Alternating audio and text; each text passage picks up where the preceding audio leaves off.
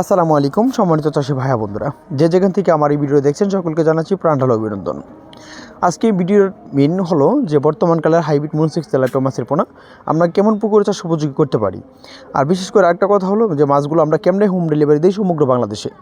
বিশেষ করে এরকম অক্সিজেনের মাধ্যমে সমগ্র বাংলাদেশে আমরা মাছের পোনাগুলো হোম ডেলিভারির মাধ্যমে বিক্রি করে থাকি।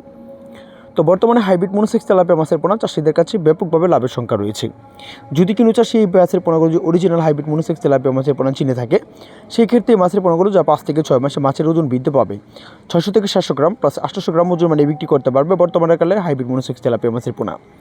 দেখা যাচ্ছে আপনারা যদি কেজিতে 700 থেকে 800 অথবা 1000 লাইনে মাছের পোনাগুলো ছাড়েন, সেক্ষেত্রে আপনার পুকুরে মাছের পোনা যার সময় যাবে 5 মাস, তার ভিতরে মাছের ওজন আসবে 600 থেকে 700 গ্রাম এবারে ওজন মানে বিক্রি করতে পারবেন হাইব্রিড মনসিক্স তেলাপিয়া মাছের পোনা।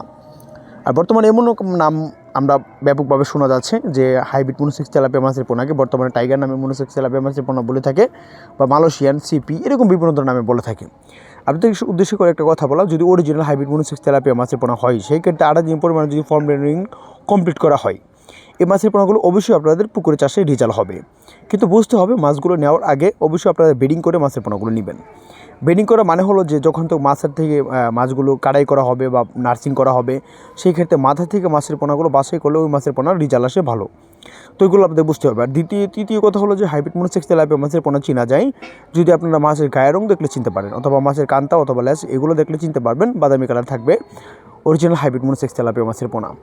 তো বর্তমানে হাইব্রিড মনসিক্স তেলাপিয়া মাছের পোনা পুকুরে চাষাবাদ করা যায়। পুকুরে হলো থাকতে হবে এরকম পণ্যমুক্ত।